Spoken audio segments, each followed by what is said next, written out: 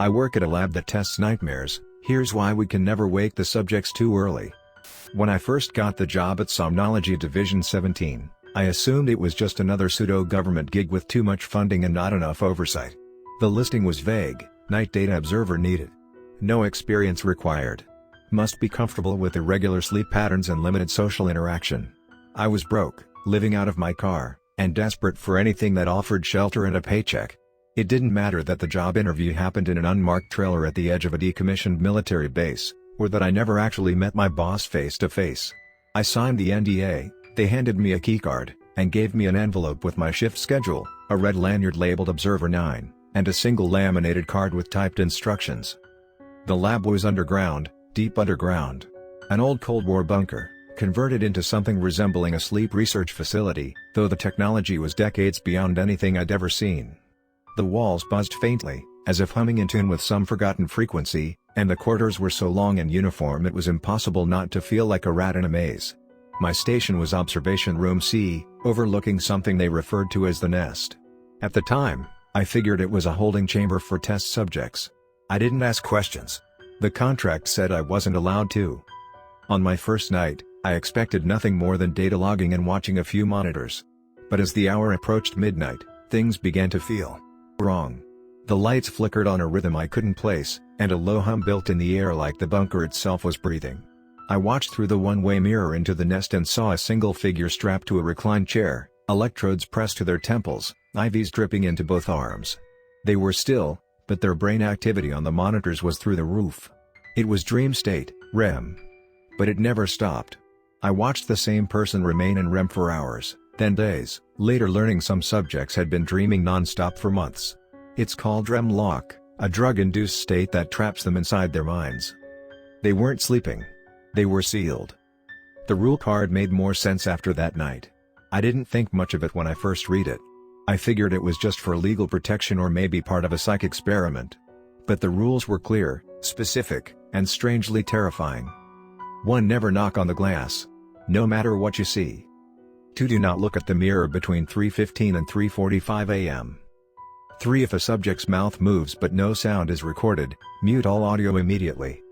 4. If you hear your own name whispered in reverse, leave the room and stand behind the red line for 66 seconds. 5. Do not fall asleep inside Observation Room C. 6. If a subject sits up while still in REM, hide. 7. Never wake a subject manually. What's inside may not have left yet. The first few nights passed without incident, though I began to notice strange things. Audio logs that recorded garbled whispers in languages no one could identify. Subjects murmuring repeated phrases like mantras, "It's swearing my brother's hands." "The sky is opening teeth again." "Don't let her blink." Most nights, I heard scratching inside the walls, or footsteps in the hallway, but I was always alone during my shift. I checked the security logs dozens of times. No one ever entered or left from midnight to 8 a.m. Then came Subject E27. On my 6th night, I was logging neural spikes when I saw it. The man in the chair, he was dead. His pulse flatlined, heart stopped. Yet his brainwaves spiked upward like a scream. His eyelids fluttered open, but his eyes were pure white, like boiled milk.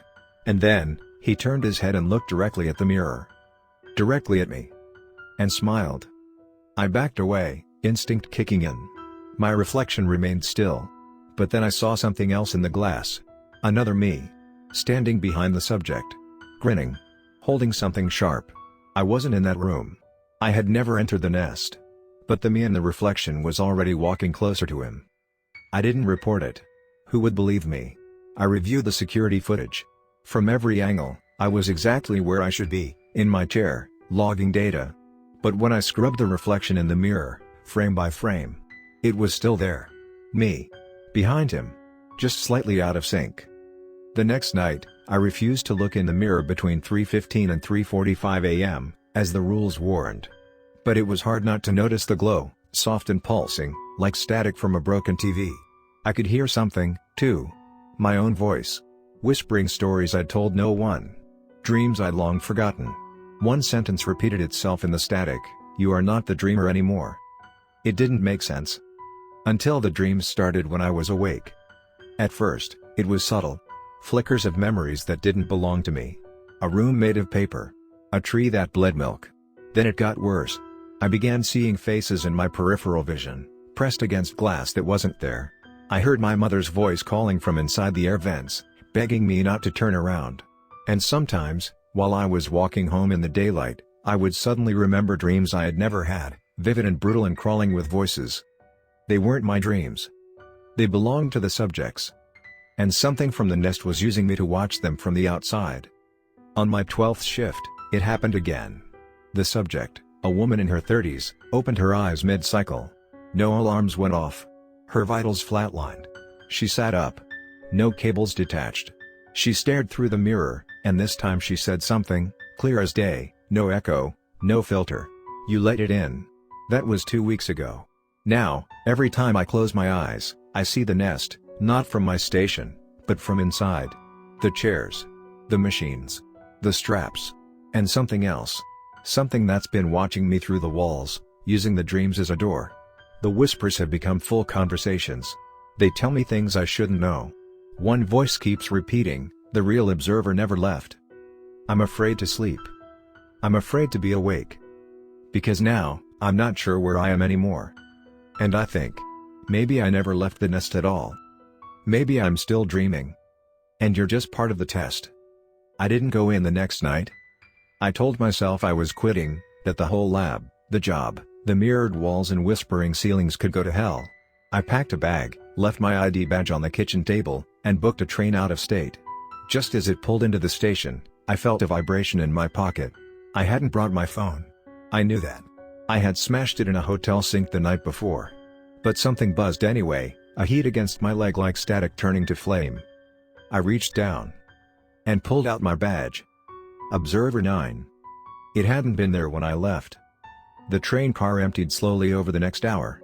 Not at stations, just people disappearing. A blink, a shadow, a forgotten breath. I found myself alone by the time we passed the third tunnel. The windows had stopped reflecting anything. I stared into them, expecting the dark blur of my face or at least the inside of the train behind me. But instead, I saw Observation Room C. Not just the room. Me. Sitting there. Back straight. Eyes forward. Watching the nest. My hands twitching exactly as they did when I logged brainwave spikes. It was happening now, not a memory, not a dream. A live feed through a pane of glass that had no right to show anything but stone and passing trees. I slammed my fist against the window. No reaction. Then the version of me on the other side slowly turned. And smiled. I blacked out. I don't remember getting off the train, but I woke up back in the bunker, head resting on the cold metal desk, lights buzzing above. The air smelled like antiseptic and burnt sugar. My hand was moving, logging timestamps into a document I didn't recognize. I looked up and saw the nest. The subject was gone. The chair was empty. But the straps were closed tight, as if holding something invisible. The wires still pulsed. The brain activity on the monitor was flatlined. And yet the audio system kept spitting out fragments of dreams. He's in your teeth. She remembers your exit. Do not blink. Do not breathe. Do not answer your name. I stood up too fast and vomited behind the desk. The puke was dark and grainy, full of something that looked like ash. Or dust. Or skin. I ran down the hallway toward the elevator, slapping the call button again and again. The floor beneath my feet seemed to stretch, like the linoleum had softened, becoming more like muscle than tile. Each step made a sick, wet sound. My badge vibrated again. I threw it. The elevator dinged open. Inside was a girl, maybe 10 years old, wearing a sleep mask and headphones. She was mouthing something, over and over. I asked if she was okay, but she didn't respond. I stepped in anyway. The doors closed. The elevator didn't move. But the girl did. She pulled off her sleep mask and blinked at me with pupilless eyes. Pure white. Not like blindness, more like light had decided to live inside her. She opened her mouth, and a deep, mechanical voice, not hers, spoke through her.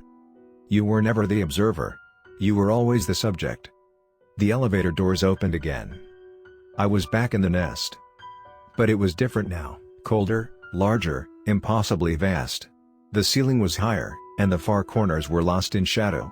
Rows of chairs stretched outward in every direction, each occupied by figures wearing my face, some aged, some younger, some horribly twisted. They all turned to look at me at once. Hundreds of me. They spoke in unison. "It's almost done. Just one more test."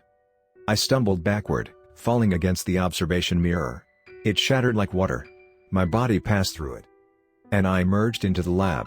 But now everything was mirrored, literally reversed, like I had stepped into a copy of reality where left was right, and breathing came with a delay.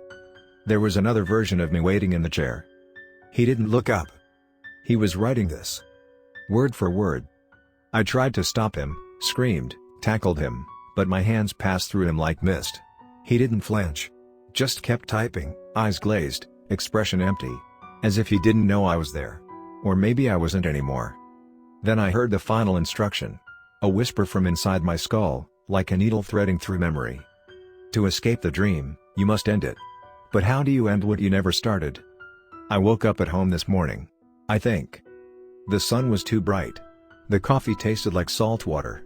And every time I blink, I see a flicker of that mirrored lab behind my eyelids. I turned on my laptop to distract myself and found this file open, already half-written. The document was titled Observer 9, Dream Log Termination Entry. My cursor is still blinking. But I don't remember typing any of this. And the worst part? Neither do you. Because you've read this far. And that means you're part of the test too now. And I'm so sorry. But it needs another subject. That line keeps echoing, even now, even as I sit in my own kitchen, surrounded by all the familiar trappings of a normal life. The humming of the refrigerator. The soft tick of a wall clock. The smell of coffee cooling on the counter. All of it staged, I'm sure now, like props on a soundstage built to keep me calm. Keep me in place. I see the cracks when I'm not looking directly at them, door frames that shift a half-inch to the left when I blink, chairs that face a different direction when I return to a room. I've found fingernail scratches under my mattress that match mine perfectly, but I have no memory of making them. Every reflection I pass seems a beat behind, not quite lagging, but thinking before it mimics. My cat won't come near me anymore. The mailman delivers the same envelope each morning, blank, sealed in red wax. I never open it, but I know what's inside. I can feel it pulsing through the paper like a second heartbeat. A reminder. The dream never ended. I never really left. The lab may be gone, the chair and the nest of memory, but the test continues. Because it found a way out. Through me. The worst part isn't the hallucinations. It's the moments of absolute clarity. The times I realize with perfect, excruciating lucidity that this is still the dream, more vivid than anything I've known, layered with such precision that I could live a lifetime inside it and never question a thing. But I do. Because the rules are still burned into my mind like brands. Never knock. Don't look in the mirror after 3:15. Don't fall asleep. Never wake a subject. And I know now, the most dangerous rule was the one they didn't write. Don't remember. I tried to kill myself last week. That sounds abrupt, but there's no graceful way to phrase it. I wanted to break the cycle. I slit both wrists in the bathtub and closed my eyes. But when I opened them, I was in observation room C. Again. Strapped down this time. Monitors around me blaring with neural spikes, screens showing my dreams in raw, flickering static, images burned into them like old analog tapes. I saw my childhood bedroom, melting like wax. A face pressed to the ceiling above me, my own, weeping backward. The screen showed a timer, 00:00:09. It was counting up from 0. How long have you been under? A voice said, though no one was there. I screamed until the bindings disappeared. And then I woke up back in the bathtub, wrists clean, water still running, no blood. Just a single line carved into the fogged-up mirror. Try again. Deeper this time. I don't know how long I've been gone. Or if there even is a gone anymore. Time fractures here. I'll lose hours in the blink of an eye, then relive the same minute 30 times over. One night, I watched myself walk down the hall, enter the bedroom, and shut the door, only to feel myself still standing in the hallway. I opened the door and there I was, asleep. I backed away slowly.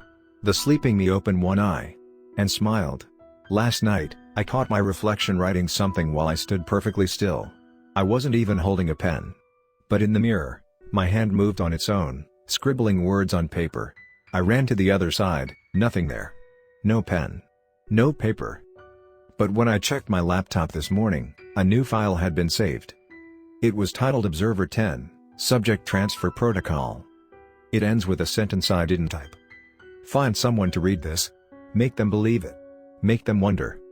They must invite it in. So this is your part now. You've read this far. You've followed every line, felt the weight build behind the words.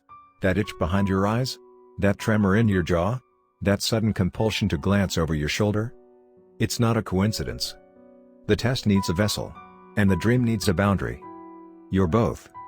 If you start hearing your name in the static, don't run. If your reflection ever blinks wrong, don't confront it. And if you find a place in your dreams that looks too familiar, a room you've never seen but somehow recognize, don't sit down. You'll never get back up. I've done all I can. My role is over. I served as Observer 9 until the cycle closed. Now I sleep in the nest. Now I watch from the mirror. Now I write in your dreams. And now? You're next. Welcome to Division 17. We hope you sleep well.